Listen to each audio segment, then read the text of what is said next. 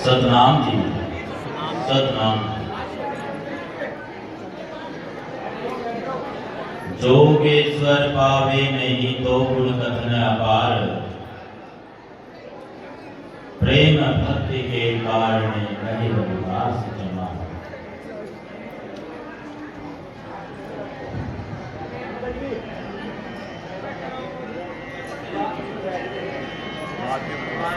जपो जी सतनाम,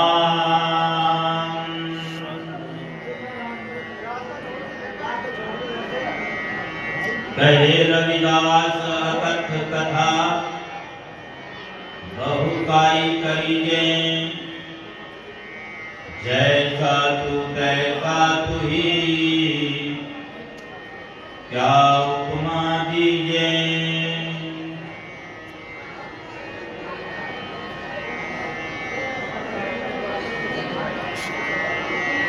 निरत प्यारो प्राणनाथ गौण भक्ति ते, साध संगत पायो परम गते। मैले कपड़े कहाँ लोग हूँ, आवेगी नींद कहाँ परसों। जोई जोई जोड़ियो सोई सोई फाटियो, झूठे वन झूठ गए हाटियो। कहे रविदास भयो जब देखो, जोई जोई कियो सोई सोई देखो। जपो जी सतनाम। जगत गुरु सतगुरु रविदास जी महाराज को वंदन करता हूँ। सतगुरु स्वामी ज्ञान भिक्षु जी महाराज को वंदन करता हूँ। मेरे रहबर मेरे मालिक सतगुरु स्वामी समनदास जी महाराज को वंदन करता हूँ। तमाम संतों गुरुओं रहबर को वंदन करता हूँ। आज गुरुगद्दी कून में जो तमाम संत पहुंचे हैं, महात्मा गणाए हैं, सभी को वंदन।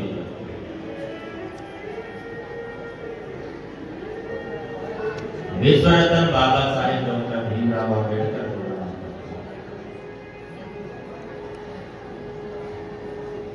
कार्यक्रम का कुशल संचालन कर रहे संचालक बंधु महात्मा सरदास, साजिंदे बंधु, सांबो ऑपरेटर बंधु, साथ ही जिन्होंने लाइट की सुंदर व्यवस्था की है, जगाधरी से ही आए हैं, विनोद जी। कार्यक्रम में जो अपनी सेवाएं दे रहे हैं, भंडारे में लंगर में जो भट्टी पर सेवा दे रहे हैं, पार्किंग में सेवा दे रहे हैं, या जहां कहीं भी एक भी सेवादार जो अपनी सेवाएं दे रहा है, वो सभी और गांववासी, कस्बा उनके निवासी जिन्होंने इस कार्यक्रम को सजाने में पिछले कई रोज क्या कई महीने से जो प्रयास कर रहे हैं। सत्संग कार्यक्रम में गुरु दरबार में जो मत्था टेकने के लिए संगत आई है, मेरी बहनें, मातृ सभी भाई बुजुर्ग, युवा साथियों, प्यारे बच्चों, आप सभी को भी अभिवादन करता हूं। मेरा अभिवादन स्वीकार कीजिए। सतनाम जी, सतनाम जी। बोले संत शिरोमणि सतगुरु रविदास जी महाराज की जय, सतगुरु स्वामी ज्ञान भिक्षु जी महाराज की जय, सतगुरु स्वामी समनदास जी महाराज की जय। बैठे रहेंगे सभी, कोई बात नहीं, मान सम्मान तो आप बस हृदय से कर दीजिए। सुन लेंगे 2 मिनट तो ठीक है। मेरा प्रयास था कि मैं ना बोलूं तो ही ठीक रहेगा, क्योंकि इतनी लंबी लिस्ट है कि पूछो मत। सोची बहुत है, सतगुरु समनदास जी महाराज की कृपा इतनी ज्यादा, इतनी कृपा कि बहुत कलाकार उन्होंने तैयार कर दिए, और इतने कलाकार, इतने प्रचारक मेरे मालिक नंबर के ऊपर विवाद हो जाता है, इतने कलाकार हैं।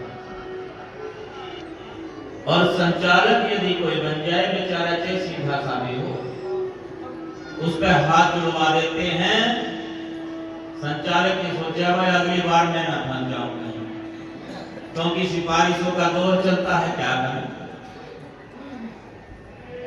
नंबर में मेरा नहीं आया, उसका नहीं आया, उसका नहीं आया। जबकि सच्चाई तो ये है बंधु, एक दिन नंबर सबका आना छूटेगा, सबका नंबर लग जाएगा। मेरा प्रयास था सब जो अतिथि आए हैं, वैसे अतिथि के ऊपर तो विवाद भी चल रहा था भाई, पर हमारे लिए तो सारे अतिथि हैं, मेहमान ही हैं। मैं सेवक हूं आप सबका, संतों का भी, गुरुओं का भी और संगत का भी, तो आप सब अतिथि हैं। और हमारे महात्मागण प्रचारक जो भी आए वो भी अतिथि हैं। मेरा प्रयास ये था भाई ज्यादा से ज्यादा को मौका मिल जाए। जैसे महाराज मेघराज दास जी ने 6 बजा दिए थे, आज 6 बज जावे, चाहे 7 बज जावे, तो सबको मौका मिल जाए, ठीक है। ये कृपा हो गई हमारे महात्मा जी की, श्रद्धा दास जी की आपसी प्रेम है, और इनके प्रेम को मैं मना नहीं कर सकता, इनकार नहीं कर। फिर साथ ही साथ मुझे आपका आभार प्रकट करना था, महात्माओं का धन्यवाद करना था। जब शुरू में मुझे मौका मिला, उस समय तो सब बैठे नहीं थे यहाँ पर। जब 2 मिनट के लिए संबोधन हुआ था, कुछ बोला था। अब सभी मौजूद हैं, मैं सभी महात्माओं का फिर से धन्यवाद करता हूँ, सभी प्रचारकों का धन्यवाद करता हूँ, मीडिया बंधुओं का धन्यवाद करता हूँ, जिन्होंने इस कार्यक्रम के लिए प्रचार प्रसार में सहयोग किया है, आर्थिक सहयोग किया है, तन से, मन से, धन से, अन्न से, हर प्रकार से सहयोग करने वाली सदगुरु की नाम लेवा संगत का भी बहुत बहुत आभार, बहुत बहुत धन्यवाद। आपने इस कार्यक्रम को सजाने में जो भी महत्वपूर्ण योगदान दिया, मैं उम्मीद करता हूं कि अगले वर्ष इससे बढ़ चढ़ करके आप और ज्यादा सहयोग करेंगे। कुछ मेरे पास सुझाव आई, चर्चा हुई कि आने वाली जो जेठ की 14 है, जून के महीने में, ये दरबार सतगुरु महाराज का दरबार है, गुरुगद्दी ऊन, और सतगुरु ज्ञान भिक्षु जी महाराज का 173वां पावन प्रकट दिवस मनाया जा रहा है। सारी संगत को सतगुरु ज्ञान भिक्षु जी महाराज के 173वें पावन प्रकट दिवस की ढेर सारी शुभकामनाएं। और हर साल 27 अक्टूबर को ये कार्यक्रम बढ़ता रहेगा और ज्यादा आगे से आगे संगत जुड़ती रहेगी, सबका सहयोग और प्रेम ऐसे ही बरकरार रहेगा। साथ ही सतगुरु ज्ञान भिक्षु जी महाराज के परिनिर्वाण दिवस पर जेठ की 14 को भी यहाँ पर सत्संग चलता आ रहा है, वर्ष 1960 से अब तक चलता आ रहा है। और अगले वर्ष 2026 में ज्येष्ठ की 14 को भी एक भव्य कार्यक्रम होगा यहाँ गुरुगद्दी में। बोलिए सतगुरु स्वामी ज्ञान भिक्षुदास जी महाराज की, सतगुरु स्वामी समनदास जी महाराज की।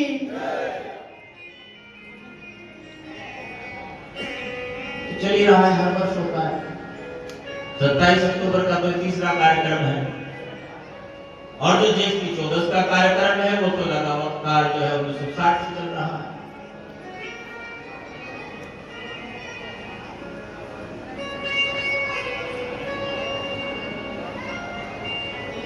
अभी शयन परखने की बात चल रही है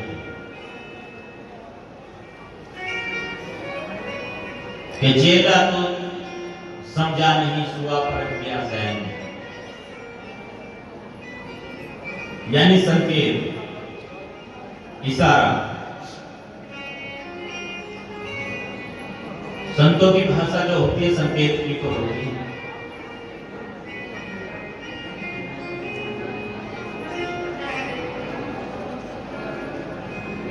कुछ और कहने से पहले मैं आपसे एक आग्रह करूंगा, सारी संगत से और सभी महात्माओं से, प्रचारकों से,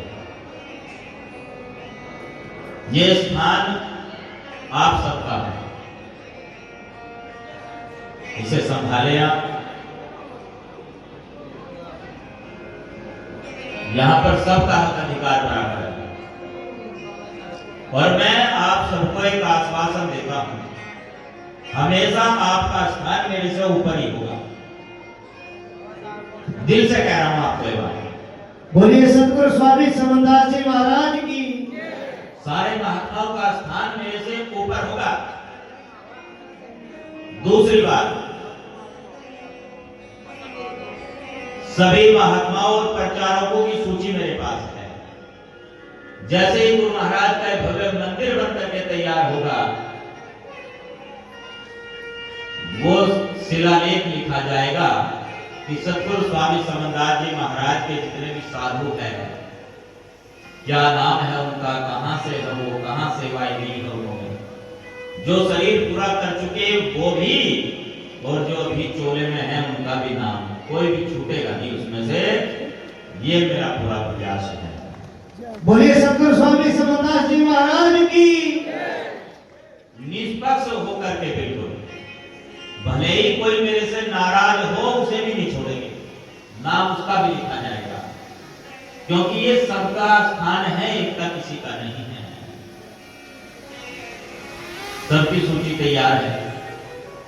तो एक और आपसे मैं बात यहाँ पे साझा करूंगा। ये पवित्र स्थान वो स्थान है जहां से सतगुरु समनदास जी महाराज के कारनामों की शुरुआत हुई। इसलिए इस स्थान को कभी भी नजरअंदाज नहीं करना। अगर इस स्थान को, इस दरबार को नजरअंदाज करने का प्रयास किया गया तो फिर वो मालिक, वो रहबर, जो इस मिशन के दाता है, ये समझो कि वो नाराज हो जाते हैं। क्योंकि गुरु समनदास जी ये कहते थे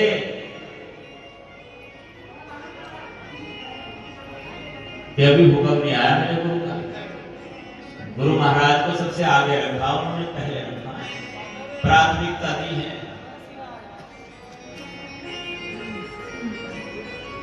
इसलिए इस स्थान की जो महिमा है वो बहुत ज्यादा है।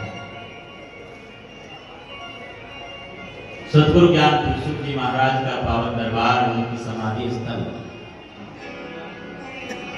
यहाँ पर एक वो सकारात्मक ऊर्जा है, पॉजिटिव एनर्जी है। श्रद्धालु आते हैं, सजदा करते हैं, मत्था टेकते हैं और उनकी सारी मनोकामनाएं पूरी होती है। ये वो दरबार है। एक और बात, जैसे आपके सामने है, सब कुछ आपका ही है। पैसा भी संगत ने दिया है, समाज ने दिया है, महात्माओं ने मदद दी है, सेवा भी आप ही कर रहे हैं। यदि थोड़ी बहुत त्रुटि रह जाए, कहीं कमी रह जाए, तो उसे कोई भी भाई बंधु, कोई भी महात्मा, कोई भी प्रचारक दिल पे ना, क्योंकि थोड़ा बहुत तो रह ही जाता है, चूक हो जाती है। हम सब भाई भाई है, एक ही परिवार का हिस्सा है। आप में से ज्यादातर मेरे से बड़े हैं उम्र में भी, और तजुर्बे में तो आप सभी मेरे से ज्यादा हैं, क्योंकि तजुर्बा तो अनुभव तो आप सबको मेरे से ज्यादा है। मुझे तो कुछ ज्ञान है ही नहीं, यदि अनुभव की बात की जाए। इसलिए यदि थोड़ी बहुत चूक कहीं रह जाए, कोई त्रुटि नजर आए आपको, तो मुझे आप मिलकर बात करें, बैठकर बात करें। उस त्रुटि का या उस बात का प्रचार प्रसार करना पड़े, क्योंकि उसका समाधान मेरे से मिलने से होगा, दूरी बनाने से नहीं होगा। अब ये वो बातें हैं, देखो प्रवचन तो संतों गुरुओं के होते हैं, मैं तो सेवक हूं, आपसे दो बात करनी है, सवाई है, आपको बात करनी जरूरी है।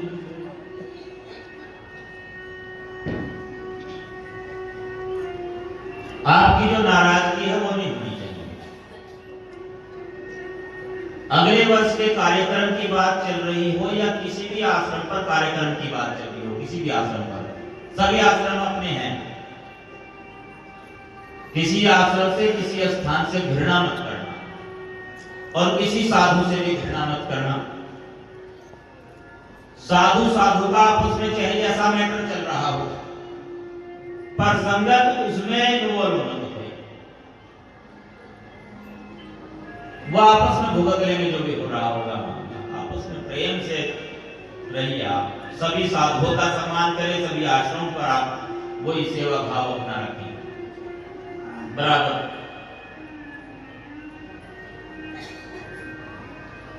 अगले वर्ष के कार्यक्रम की जो बात है, पहले इस वर्ष के कार्यक्रम पे थोड़ी सी चर्चा कर लेते हैं। एक दो चार बातें हैं। अनुशासन की बात आई तो अभी हम उसमें बहुत पीछे हैं। अब ये बातें लाइन में बहुत दूर तक जाएगी, पर क्या करूं, कहना पड़ेगा।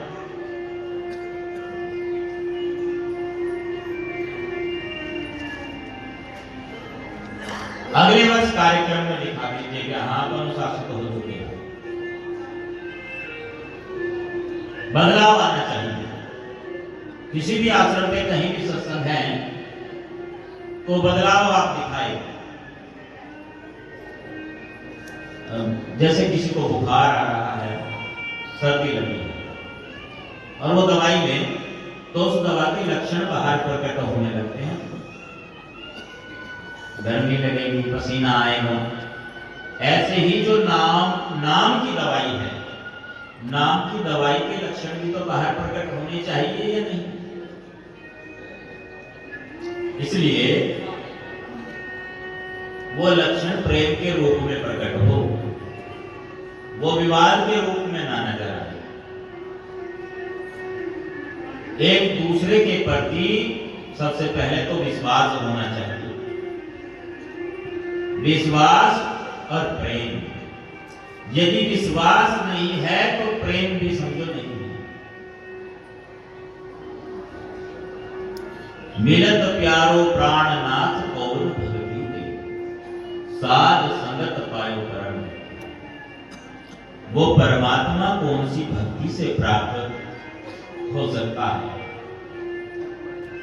कैसे उसको प्राप्त किया जा सकता है? अच्छा एक बात है, यदि हमें वो सामने वाले में नजर नहीं आ रहा है तो कैसे, कहां ढूंढेंगे उसको? सामने वाले को तो हम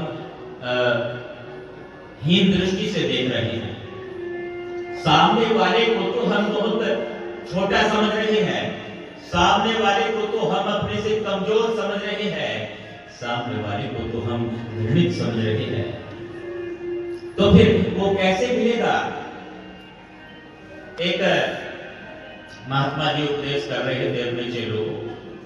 वो परमात्मा सब में है, सतगुरु मालिक का नूर सबके अंदर है, सब में है। चेलों ने तो रट लिया।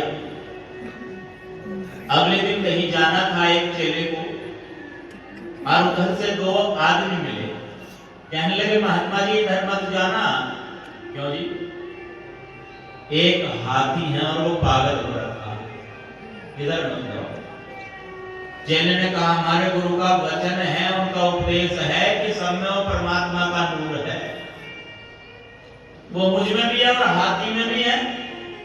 तो फिर भला भगवान को कैसे नुकसान पहुंचा सकता है?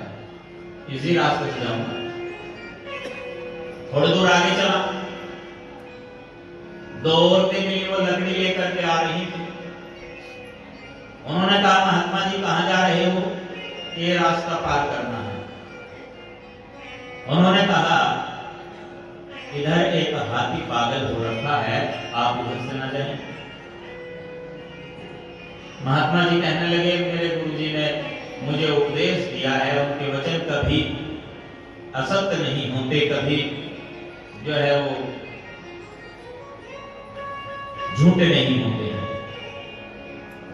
और गुरुजी का वचन है कि सब में परमात्मा का नूर है, और वो नूर मेरे अंदर भी है, हाथी के अंदर भी है। फिर कैसे परमात्मा को नुकसान पहुंचा सकता है? वो रुके नहीं चलेगी। आगे हाथी से भेंट वार्ता होगी और हाथी ने सूंड में पकड़ करके उसको उठा के पटक दिया। बढ़िया हो गया काम। और क्या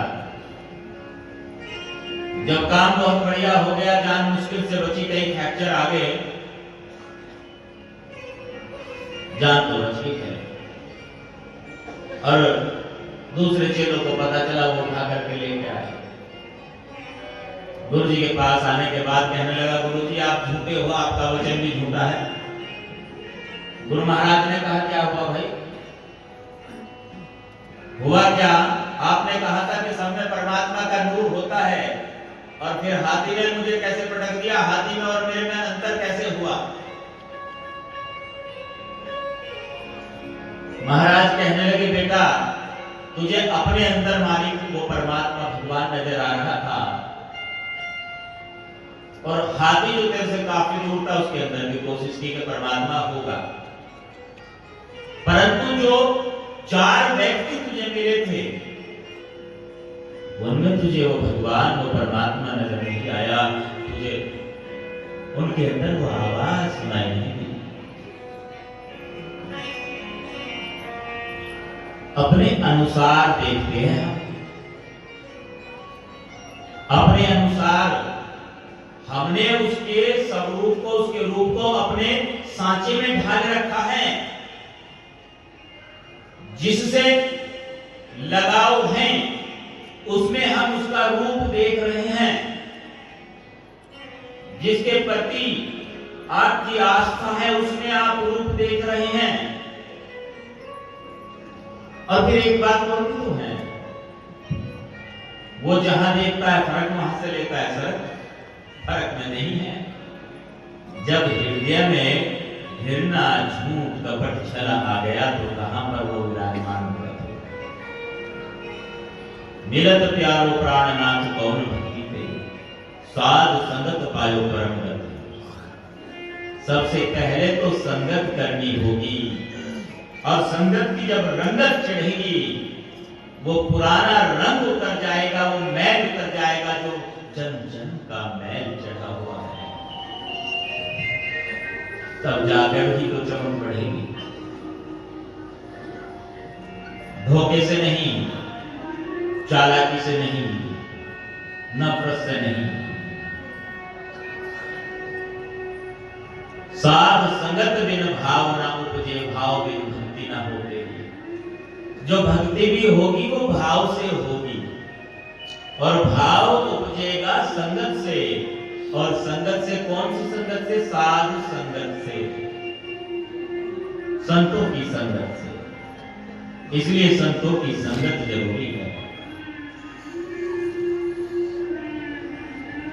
मैले कपड़े कहां लो धोऊं, आवे की नींद कहां पर सोऊं। इतना मैल चढ़ा लिया कि पूछो मत, बहुत ज्यादा, इतना मैल चढ़ गया कि धुलते धुलते थक गए। इसको कैसे साफ होगा? अच्छे से रंग काट लगाना पड़ेगा, फिर तो आला का इस्तेमाल करना होगा।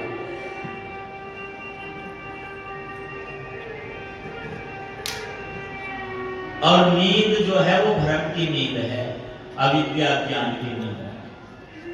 कैसी? अहम और वहम, मैं कुछ हूं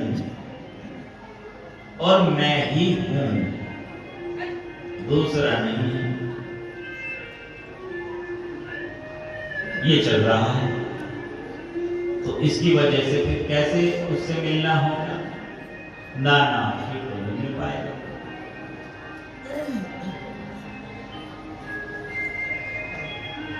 जोई जोई जोड़ियो, सोई सोई फाटियो, झूठे बने जो उठ गए हाथी।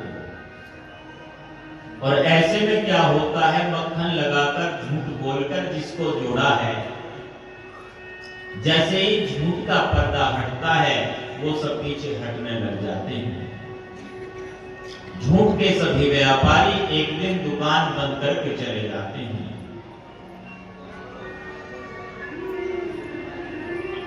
कहे रविदास भयो जब लेखो, जोई जोई कियो सोई सोई देखो।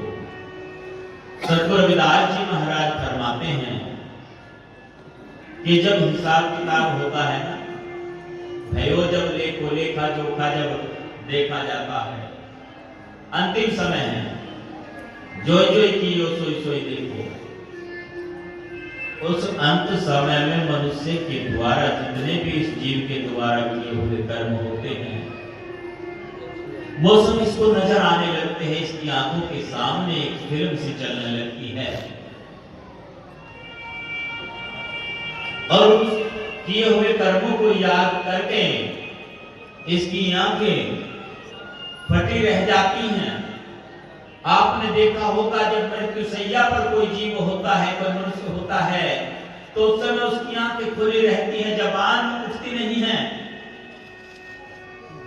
और वो प्रतीक्षा में होता है जो पूरे जीवन के पूरे इस जन्म के किए हुए कर्म है वो उसको बारी बारी से याद आते रहते हैं। कब कब क्या क्या उसने किसके साथ किया है, परंतु वो समय तो निकल चुका होता है, अब उसमें बदलाव होने वाला नहीं है। इसलिए समय के रहते ही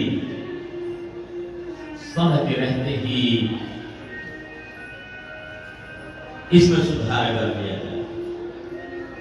तो गुरु प्यारे साध संगत जी, सदगुरु समनदास जी महाराज जिन्होंने कुछ उपाय बताए हैं मालिक से मिलने के लिए, और भी संतों महापुरुषों ने कुछ उपाय बताए, और वो उपाय है दिल में तस्वीर है यार की, गर्दन झुकाई और दीदार कर लिया, वो दिल में बसे हैं। इसका हकीकी वो परमात्मा, वो मालिक, वो सतगुरु, वो रहबर, एक बार उसे प्रीत लगाकर देखो और प्रीत लगाकर उसको हृदय में बसा कर तो देखो, उसे महसूस करके देखो, फिर और कुछ देखने के लिए शेष नहीं रहेगा। सतगुरु मेरी नजर में ऐसी तासीर बन जाए और जिधर देखो उधर आपकी तस्वीर बन जाए, फिर तो आप ही आप नजर आएंगे। जीसस को जब कहा गया कि तुम्हें क्या नजर आ रहा है, उसने कहा कि मुझे तो परमात्मा नजर आ रहा है, सब जगह वही है। सलीब पर टांगा गया कि इसमें क्या है, इसमें भी परमात्मा है, कील में भी परमात्मा है, भाला दिखाया गया, कहा कि भाले में भी वही नजर आ रहा है। ऐसी हालत हो जाती है। और अब तो जो सामने है ना दरबार, इसमें भी नजर नहीं आता, मोबाइल में भी नजर नहीं आता, जहां जहां कैमरा घूम रहा है उसमें कुछ और तलाशते हैं कि हमारा परिचित कहां बैठा है, हमारे जानने वाले कहां बैठे हैं। सत्संग पंडाल में आने के बाद पहले जो जो अपने परिचित है उनको हमने नजरें तलाशती हैं। अरे हमारे पार्टी वाले तो आए नहीं भाई, हमारे जो है सहयोगी वो तो आए नहीं, जो हमारा वो करने वाले, मदद करने वाले वो नहीं आए, जिनके साथ दोस्त किए वो नहीं आए। बहने कहते मेरी सहेली नहीं नजर आ रही है। सब ये दृष्टिपात वहां हो रहा है, ये नजरें वहां रोकती हैं। एक तरफ ही जहां जिसके दरबार में आए वहां जानी चाहिए दृष्टि, तो वहां नजरें वहां चलनी चाहिए जिनके चरणों में बैठना है हमने। और जब वहां महसूस होने लगा ना कि हाँ ऐसे ठीक है, समझो सारा कार्य हो गया। सतगुरु स्वामी समनदास जी महाराज ने कहा है कि सेवा, तन मन धन अन्न,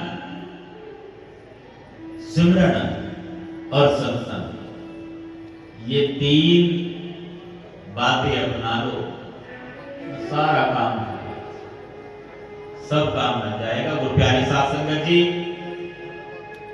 समय की मर्यादा को ध्यान में रखते हुए मैं रजा चाहता हूं। और आज सतगुरु ज्ञान भिक्षु जी महाराज के 173वें जयंती पर्व पर जो संगत यहाँ गुरु दरबार में पहुंची है, जिस मनोभाव को लेकर, जिस मनोकामना को लेकर आप आए हैं, सच्ची बात सतगुरु परमात्मा जी आप सभी की मनोकामना पूरी करे, सभी को उत्तम स्वास्थ्य बख्शे, नाम बख्शे। और जिसने भी इस कार्यक्रम में सहयोग किया है, तन मन धन अन्न किसी भी प्रकार से उनका भी बहुत बहुत आभार धन्यवाद करता हूँ।